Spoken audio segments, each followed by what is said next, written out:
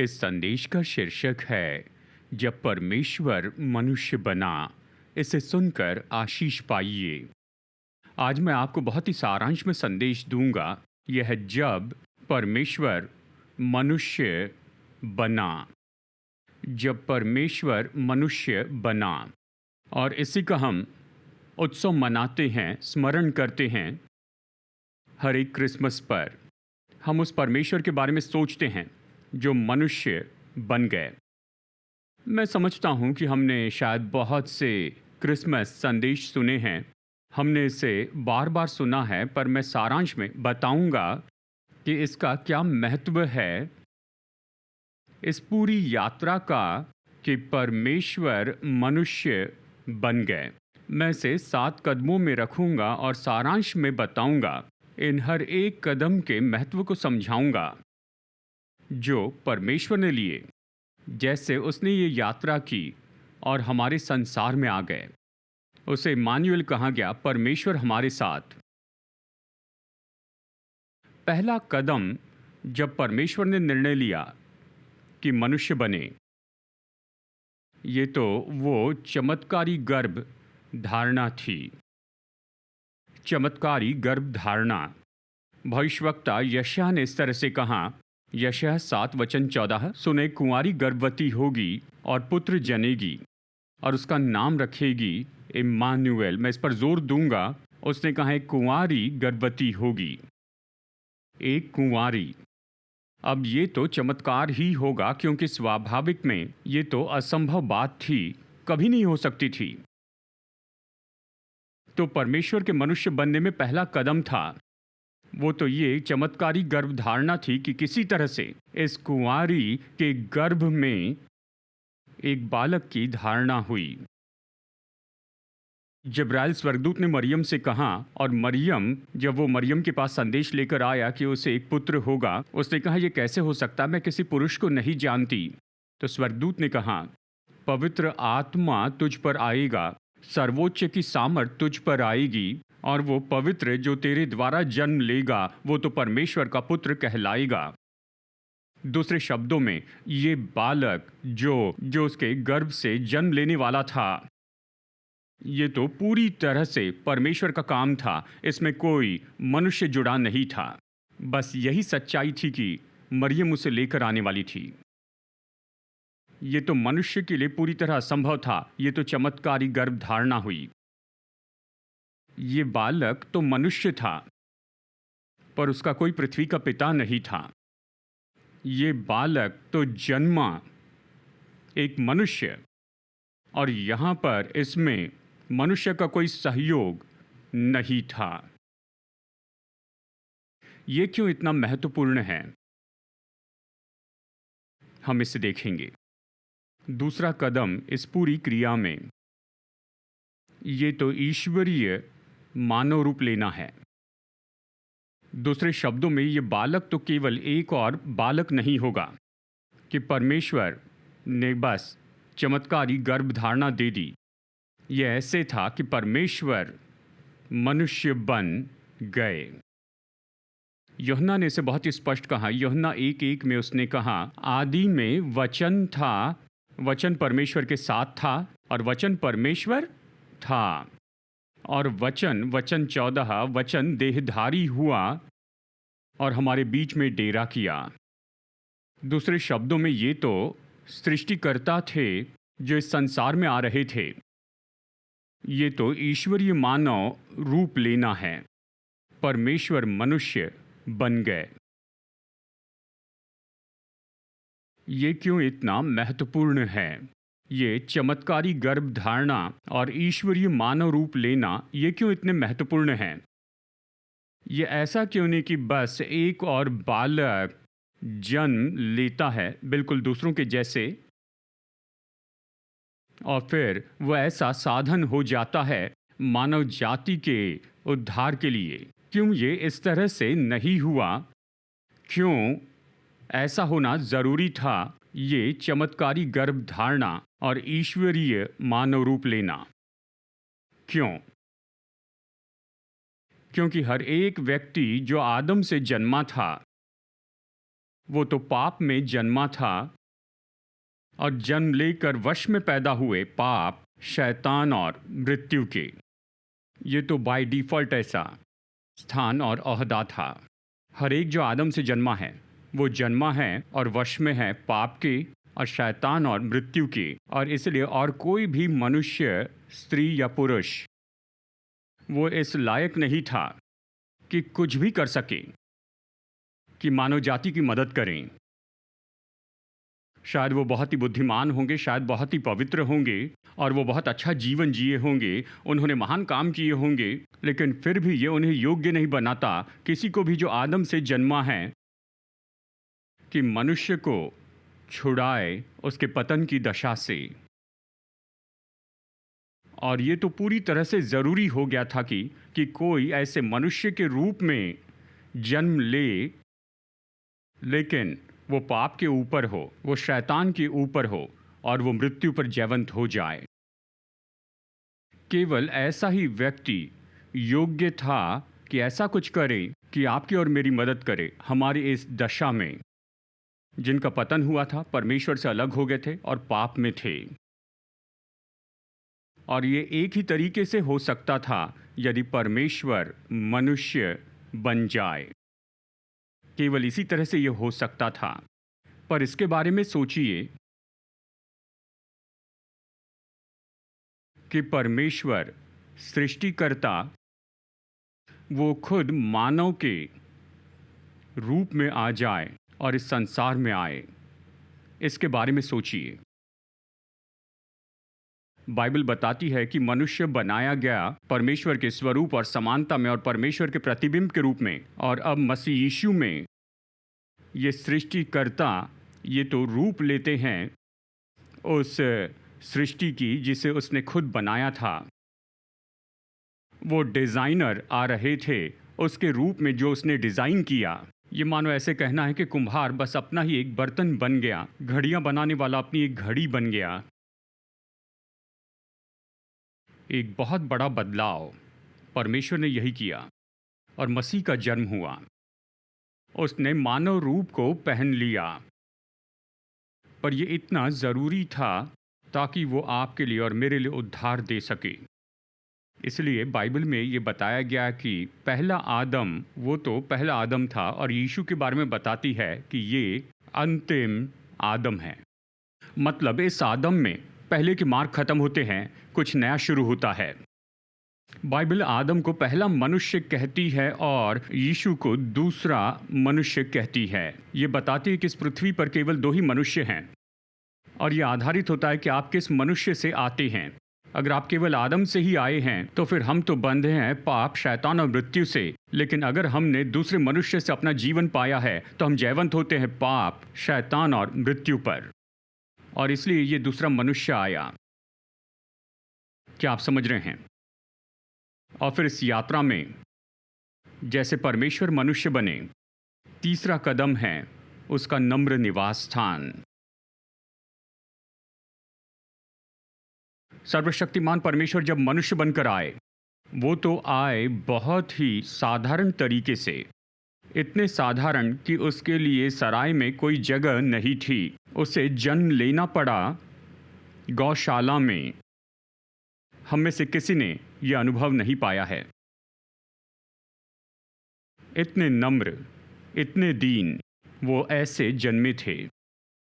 जब जगत के परमेश्वर इस संसार में आए जिसे उसने खुद अपने हाथों से बनाया था, वो तो बड़े शोर और बड़े जुलूस के साथ में नहीं आए, पर वो आए साधारण से, बहुत सामान्य तरीके से। उसका व्यवसाय तो एक बढ़ई का था, और कुछ भी हो सकता था। 30 साल तक इस पृथ्वी पर चले इतने साधारण मनुष्य। लेकिन बाइबल कहती है फिलिपियो अध्याय 2 में वचन 5 से 7 में, जैसा मसीह यीशु का स्वभाव था वैसा ही तुम्हारा भी स्वभाव हो, जिसने परमेश्वर के स्वरूप में होकर भी परमेश्वर के तुल्य होने को अपने वश में रखने की वस्तु न समझा, वरन अपने आप को ऐसा शून्य कर दिया और दास का स्वरूप धारण किया और मनुष्य की समानता में हो गया और मृत्यु तक आज्ञाकारी रहा।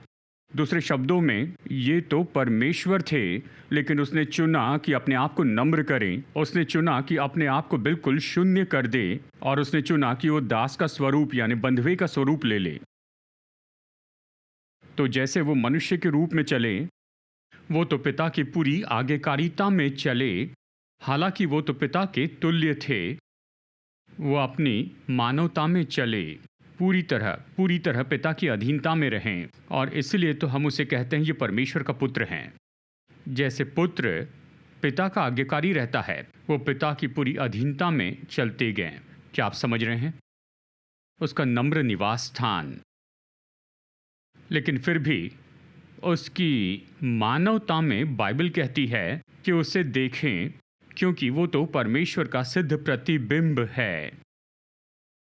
बाइबल कहती वो तो अदृश्य परमेश्वर का स्वरूप है।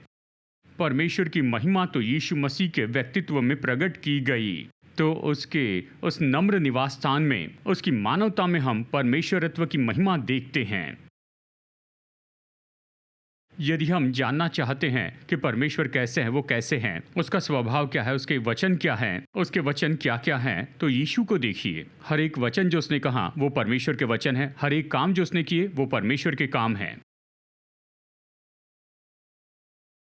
और उस बहुत ही साधारण और नम्र दशा में उसने हम पर परमेश्वर प्रकट किया। बाइबल कहती वो पिता की इच्छा पूरी करने आए थे। फिर इसके बारे में सोचिए। उसका जीवन तो आदर्श है जो आप और मैं जी सकते हैं, जो आपको और मुझे जीना चाहिए। यदि हम पिता की अधीनता में रहते हैं तो हम पाप और शैतान पर होंगे। यही तो वो जीवन है परमेश्वर के बेटे की, परमेश्वर की बेटी की। इस तरह का जीवन आप और मैं जी सकते हैं, और इसलिए हम मसीह के अनुसार करने वाले हैं। क्या आप सुन रहे हैं?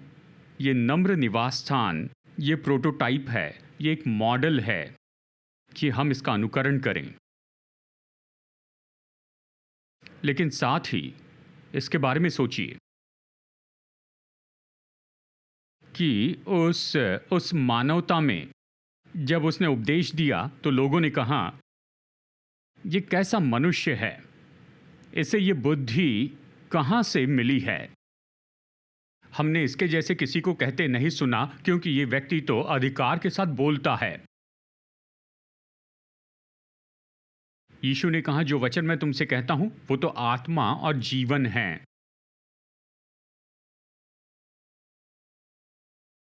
यीशु तो करुणा से काम करते थे। वो पापियों के साथ बैठते थे। उसकी कहानियों ने सामान्य मनुष्य के हृदय को पकड़ लिया। उसके दृष्टांतों ने उनके मन को खोल दिया, और उसके दिनों में जो विद्वान और ज्ञानी थे उनको उत्तर दिया वचन की अपनी समझ के द्वारा। और उसने महान काम किए, बीमारों को चंगाई दी, उसने दुष्ट आत्माएं निकाली, उसने चमत्कार किए, उसने लोगों की ज़रूरत पूरी की, आंधी तूफान को उसने रोक दिया। और बाइबल कहती है कि यीशु मसीह तो एक से हैं, कल, आज और युगान युग के लिए। मतलब बाइबल के जो यीशु हैं वो तो आज के यीशु हैं। मैं हमें ये न्योता देता हूं कि ये विश्वास करें, आधुनिक दिनों के यीशु में नहीं, यीशु के किसी और रूप के बारे में नहीं, लेकिन बाइबल के यीशु पर विश्वास कीजिए, सुसमाचार के यीशु पर विश्वास कीजिए, क्योंकि वो एक से हैं, कल, आज और युगान युग के लिए। आमीन। और इस नम्र निवासस्थान में प्रभु यीशु ने कभी ऐसा कुछ नहीं किया जो उसके अपने लिए नाम और शोहरत स्थापित कर सके। उसने कभी कोई धर्म नहीं बनाया, उसने कभी भी ऐसा ऑर्गेनाइजेशन नहीं बनाया, उसने कभी खुद को फेसबुक और ट्विटर पर नहीं रखा, उसने कभी ऐसे शोहरत की बातें निश्चित नहीं की। 12 साधारण लोगों को उसने 3 साल तक ट्रेंड किया। अब तो 2000 साल बीत गए जबकि वो इस पृथ्वी पर चला करते थे। और कोई होता तो उनका नाम ऐसे किसी तरह से गायब हो जाता था। और अब हम यहाँ पर 2000 साल बाद हैं, और वो नाम उस नम्र नासरीन का, जो कि सबसे महान नाम है पूरी पृथ्वी पर, उसके नाम में ज़्यादा गीत लिखे गए हैं, ज़्यादा इंस्टीट्यूशन स्थापित हुए, ज़्यादा किताबें पब्लिश हुई, ज़्यादा काम किया गया और बहुत से लोग खुद को समर्पित कर रहे हैं केवल उस एक कारण के लिए जो कि यीशु मसीह के नाम के द्वारा स्थापित किया गया है। लोगों ने कोशिश की कि इतिहास से उसके नाम को मिटा दे, लेकिन चाहे आपको ये पसंद हो या ना हो, सारा इतिहास तो विभाजित होता है उसके जीवन, मृत्यु और पुनरुत्थान के आसपास। ये तो ऐसा कहना है कि यीशु के बिना कोई मानव जाति नहीं होती, और वो तो ऐसे जिए इतने नम्र तरीके से, और उसने मानव पर कभी न मिटाई जाने वाली छाप छोड़ दी। इस अद्भुत यात्रा में चौथा कदम है जब परमेश्वर मनुष्य बने, वो तो निष्पाप सिद्धता है। इब्रानियों का लेखक कहता है, वो सब बातों में हमारे समान परखा तो गया तो भी निष्पाप निकला। तो यीशु ने पाप का सामना किया, उसने हर तरह की परीक्षा का सामना किया और तो भी वो निष्पाप निकले। और ये क्यों महत्वपूर्ण है? क्योंकि यदि ऐसा कोई व्यक्ति चाहिए था जो कि आपको और मुझे उद्धार दे, वो तो मनुष्य होना था जो पाप के ऊपर जिए, शैतान के ऊपर, और जो मृत्यु पर जयवंत हो जाए। तो उसका सिद्ध और निष्पाप जीवन उसे योग्य बनाता है कि वो बिल्कुल सिद्ध हमारे बदले में हो जाए। इस पृथ्वी पर और कोई ऐसा व्यक्ति नहीं था जो ऐसा निष्पाप जीवन जिया, जो एकमात्र निष्पाप जीवन जिया, और कोई इसके योग्य नहीं है। और यीशु यहाँ पर थे, पूरी तरह काबिल थे। उसके चमत्कारी गर्भधारणा के द्वारा, ईश्वरीय मानव रूप लेने से, उसके नम्र निवास स्थान के द्वारा और उसके निष्पाप सिद्धता के द्वारा, केवल वही, ये एक मनुष्य इस योग्य हुए कि आपको और मुझे दर्शाएं कि जगत के सारे पापों को अपने ऊपर ले ले। और यह हमें इस यात्रा में हमारे अगले कदम में लाता है, उसका छुटकारे का बलिदान, जिसके कारण पूरा छुटकारा जो उसने आपको और मुझे दिया है। जब यीशु क्रूस पर मर गए, ये कोई अकस्मात नहीं था। यह ऐसी घटना थी जिसकी योजना जगत की उत्पत्ति के पहले से की गई थी, और उस क्रूस पर उसने वो किया जिसे किसी दूसरे मनुष्य ने नहीं किया। बाइबल कहती है कि सारे जगत के पाप तो उस पर वहां रखे गए थे, और वो योग्य थे, केवल वही इसे करने के योग्य थे। और ये तो शारीरिक दुख उठाना ही नहीं था, केवल शारीरिक दुख उठाना नहीं था। शब्द इसे बयान नहीं कर सकते क्योंकि हमारा मन इसे समझ नहीं सकता है कि क्या हुआ, क्रूस पर क्या हुआ, उसे पूरी तरह से समझे। और आपके सारे पाप और मेरे सारे पाप वो यीशु मसीह पर लाद दिए गए, और वो बन गए छुटकारे का वो बलिदान आपके और मेरे लिए। हम इसे कैसे समझते हैं? और कुछ नहीं, बस केवल विश्वास करना है। कैसे हम विवरण दे सकते हैं, कैसे समझा सकते हैं? हम कौन से गीत लिख सकते हैं जो ये बताए कि उस क्रूस के ऊपर में क्या हुआ था?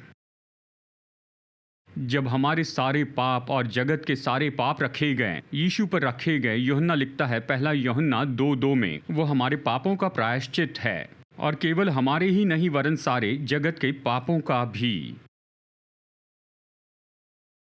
आपके पापों की कीमत तो चुका दी गई है इस एक जीवन के द्वारा, यीशु के जीवन के द्वारा। एक पूरा छुटकारा। ये क्रूस तो हार की जगह नहीं है। क्रूस तो ऐसी जगह है उस महान विजय की जो मनुष्य जाति जानते हैं, क्योंकि क्रूस पर पाप हरा दिया गया और क्रूस पर शैतान को हरा दिया गया।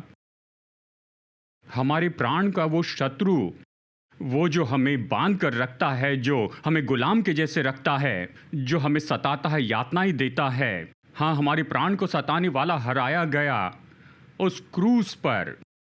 जो आप और मैं अपने लिए नहीं कर पाए, जो और कोई मनुष्य हमारे लिए नहीं कर पाया, इस परमेश्वर के पुत्र ने इसे हमारे लिए किया उस क्रूस पर। आमीन। पूरा छुटकारा। लेकिन ये यहीं पर नहीं रुका, और इस यात्रा में अगला कदम था ये महिमामय पुनरुत्थान। और वो महिमामय उठाया जाना, वो महान रीति से उठाया जाना। पतरस इसके बारे में लिखता है, पहला पतरस 3 में कहता है, इसलिए कि मसीह ने भी अर्थात अधर्मियों के लिए धर्मी ने पापों के कारण एक बार दुख उठाया ताकि हमें परमेश्वर के पास पहुंचाए। वो शरीर के भाव से तो घात किया गया पर आत्मा के भाव से जिलाया गया। फिर वचन 22 में कहता है, वो स्वर्ग में जाकर परमेश्वर की दाहिनी ओर बैठ गया और स्वर्गदूत और अधिकारी और सामर्थी उसके अधीन किए गए हैं। इस तरह कहता है। ओ, ये महिमामय पुनरुत्थान है और बहुत ही प्रतापी उठाया जाना है। बाइबल कहती है कि जब यीशु मुर्दों में से जी उठे, वो तो अधोलोक और कब्र पर जयवंत हो गए। उसने कहा, अधोलोक और कब्र की चाबी मेरे पास है। उसने हमारे प्राण के आखिरी शत्रु मृत्यु पर जय पाई और वो उठाए गए। वो तो पिता परमेश्वर के दाहिनी ओर बैठे, और बाइबल कहती है कि परमेश्वर ने उसे बहुत ऊंचा उठाया और वो नाम दिया जो सभी नामों में श्रेष्ठ है, कि यीशु मसीह के नाम में हर एक घुटना टिकेगा और हर जीभ अंगीकार करेगी कि वही तो प्रभु हैं। ये वही यीशु है जिस पर हम विश्वास करते हैं, और वो जीवित हैं। इसलिए बाइबल कहती है हम भी जीवित रहेंगे। जब परमेश्वर मनुष्य बन गए तो ये यात्रा शुरू हुई उस जगह से जहाँ पर आप और मैं थे, और गहरे पाप की हमारी उस जगह पर और गहरे अंधकार की हमारी उस जगह पर, अधोगति के हमारे उस जगह पर परमेश्वर ने अपनी यात्रा वहाँ शुरू की। और वो यात्रा उसे लेकर गई उस विया डोलोरोसा से, क्रूस के मार्ग से वो उस गोलगोथा के पहाड़ पर गए जहाँ पर पाप और शैतान पर जय पाई गई। और वो यात्रा उसे उस खाली कब्र में लेकर गई, और जब वो जी उठे, नरक, कब्र और मृत्यु पर जय पाई गई।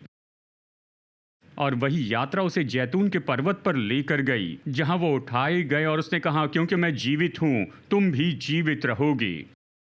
और उसकी यात्रा उसे वहाँ पर लेकर गई जहाँ पिता बाहें फैलाए थे। पिता आपका और मेरा इंतज़ार कर रहे हैं, कह रहे हैं घर आओ।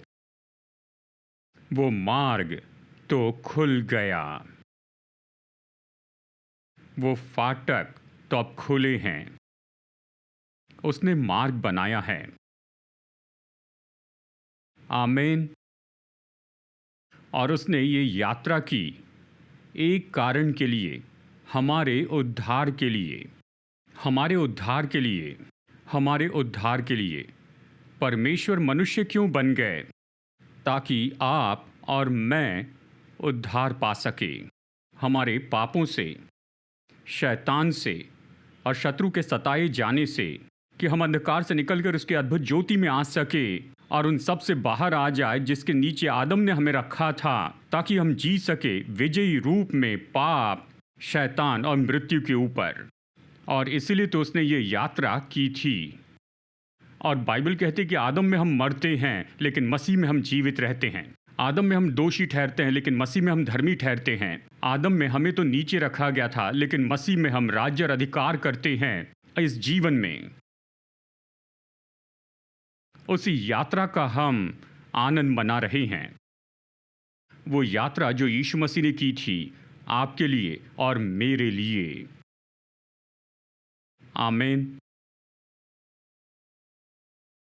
हमारे उद्धार के लिए प्रेरित पौलुस ने इन शब्दों में लिखकर कहा, ये बात सच और हर प्रकार से मानने के योग्य है कि मसीह यीशु पापियों का उद्धार करने के लिए जगत में आया, जिनमें सबसे बड़ा मैं हूँ। आप सोचते हैं आपने बुरे पाप किए हैं, बुरी रीति से गड़बड़ी की है। पौलुस कहता है उसने सबसे बुरा किया। और वो कहता है लेकिन यीशु आए हमारे लिए, पापियों के लिए। कितना महान छुटकारा है। हम यहाँ कुछ समय में प्रार्थना करेंगे। कितना महान छुटकारा, कितना महान उद्धार है। सबसे सुंदर बात तो ये है, शुरू से अंत तक ये पूरी तरह से परमेश्वर का काम था। आपको और मुझे कोई सहयोग नहीं देना है, बस केवल इतना ही करना है। वो आज आपसे और मुझसे यही तो मांगते हैं कि आकर विश्वास करें, प्रभु यीशु मसीह पर विश्वास करें तो आप उद्धार पाएंगे। जो भी प्रभु के नाम को पुकारेगा वो उद्धार पाएगा। मुफ्त का ये उद्धार का वरदान परमेश्वर आपको और मुझे यही तो देते हैं। आमीन। कितना अद्भुत ये काम है जो उसने हमारे लिए किया है। और इस उद्धार में हमारे पापों के लिए क्षमा है, चंगाई हमारे मन और शरीर के लिए, हमारे जीवन को नया बनाया जाता है। हम बिल्कुल नए व्यक्ति हो जाते हैं और हमें परमेश्वर के राज्य में लाया जाता है और हम परमेश्वर के बेटे और बेटियां हो जाते हैं। और परमेश्वर आपको और मुझे ये दे रहे हैं मुफ्त में अपने अनुग्रह के द्वारा, क्योंकि उसने शुरू से अंत तक ये काम किया है। वो हमसे बस यही मांगते हैं कि हम विश्वास करें, आकर विश्वास करें। आमीन। तो मैं ये न्योता देना चाहता हूँ हम सबको, और मैं जानता हूँ कि हम में से यहाँ उपस्थित लोग पहले से विश्वासी हैं, लेकिन यहाँ ऐसा कोई है, जानते हैं शायद आपके दोस्त ने आपको न्योता दिया या फिर आज आप यहाँ पर आए हैं, शायद आप ऑनलाइन देख रहे हैं, लेकिन आपने कभी भी नहीं जाना कि क्रिसमस किस बारे में है, परमेश्वर इस संसार में क्यों आए। क्यों ये क्रिश्चियन लोग गाते हैं कि परमेश्वर आए, परमेश्वर हमारे साथ है। इसका क्या अर्थ है? हमने सरल तरीके से बताने की कोशिश की है। ये सब किसके बारे में है? अगर आप अपने हृदय में महसूस करते हैं कि मैं यीशु मसीह पर विश्वास करना चाहता हूँ, मुझे वो वरदान चाहिए जो वो देते हैं, मेरे पापों की क्षमा चाहता हूँ ताकि मैं परमेश्वर के परिवार में लाया जाऊं और परमेश्वर की संतान हो जाऊं, कि परमेश्वर के बेटे और बेटी हो जाऊं, मैं न्योता देता हूं। यह आपके लिए मौका है कि आप अपने निर्णय को प्रकट करके दिखाएं कि आप विश्वास करेंगे, आप प्रभु यीशु मसीह पर विश्वास करेंगे। मैं जल्दी सरल प्रार्थना में अगुवाई करूंगा और यह आपके लिए मौका होगा कि आप वो निर्णय लें। कोई ज़बरदस्ती नहीं है, हम लोग वयस्क हैं। आप कुछ सोचकर अपने लिए कारण बनाइए। यदि आप यीशु मसीह के संदेश पर विश्वास करते हैं, आप ये चुनाव कर सकते हैं और कोई आपसे ज़बरदस्ती नहीं करेगा। कोई आपको ये चुनाव करने से रोकेगा नहीं, कोई ज़बरदस्ती आपसे ये चुनाव नहीं करवाएगा। ये पूरा आपका निर्णय है। पर एक वयस्क के रूप में यीशु मसीह के संदेश को समझ लेने के बाद मैं आपको न्योता देता हूँ कि आप ये चुनाव करें, कि आप उस पर विश्वास रखें। मैं चाहता हूँ कि मेरी जो शुरुआत ये केवल आदम में न रहें पर यीशु मसीह में हो। मैं चाहता हूँ मेरा जीवन प्रभु यीशु से आए। वो हमें बिल्कुल नया बनाते हैं, वो हमारे पापों को क्षमा करते हैं और वो हमें उस मार्ग में लेकर चलते हैं जो उसने हमारे जीवन के लिए रखा है। और हम प्रार्थना भी करेंगे और प्रभु से कहेंगे कि हम उसके उद्धार के प्रयोजन की सारी आशीषों को प्राप्त कर लें। जैसे मैंने कहा, यह हमारे मन और शरीर की चंगाई है, पाप से और बंधनों से छुटकारा। आप में से कुछ लोग यहाँ बैठे होंगे, आप ऐसी बुरी आदतों में बंधे और ऐसी बातों के गुलाम हैं जिनमें से आप बाहर आना चाहते हैं। और बस सरल प्रार्थना करने के द्वारा यही यीशु जिसने बाइबल में लोगों को आज़ाद किया, आज वो आपके और मेरे लिए से कर सकते हैं। ये सब उसके नाम में है। बाइबल कहती जो भी प्रभु के नाम को पुकारेगा वो उद्धार पाएगा। ये उसके नाम में है। मैं प्रोत्साहित करता हूँ उस नाम को पुकारिए। वो तो इतने करीब है कि जैसे आप उसका नाम लेते हैं, जब पुकारते हैं, कहते हैं यीशु मदद कीजिए, यीशु मुझे आज़ाद कीजिए, यीशु मैं इस बुरी लत से आज़ाद होना चाहता हूँ, इस आदत से छुटकारा पाना चाहता हूँ, मैं इस बंधन से छुटकारा पाना चाहता हूँ। वो वहाँ पर हैं। वो है कि आपके लिए ये सब करें। आमीन। हम कुछ समय में यहाँ पर एक साथ मिलकर प्रार्थना करेंगे और मैं निश्चय ही व्यक्तिगत प्रार्थना में अगुवाई करूंगा कि लोग यीशु मसीह पर विश्वास करें और फिर हम सब एक साथ मिलकर प्रार्थना करेंगे कि हमारे जीवन पर उसका स्पर्श पाए, कि बाइबल के वही यीशु आज यहाँ पर हैं। आमीन। तो आइए हम सब खड़े हो जाए, अगर खड़े हो सकते हैं। क्या आज यहाँ पर ऐसा कोई व्यक्ति है या ऑनलाइन पर देख रहा है, आपने यीशु को अपने जीवन में कभी स्वीकार नहीं किया है? बाइबल हमें बताती है, हर एक से कहती है कि उसे स्वीकार करें, यीशु को स्वीकार करें। जो उसके नाम पर विश्वास करते हैं उन्हें वो सामर्थ्य देते हैं कि वो परमेश्वर की संतान हो जाएं।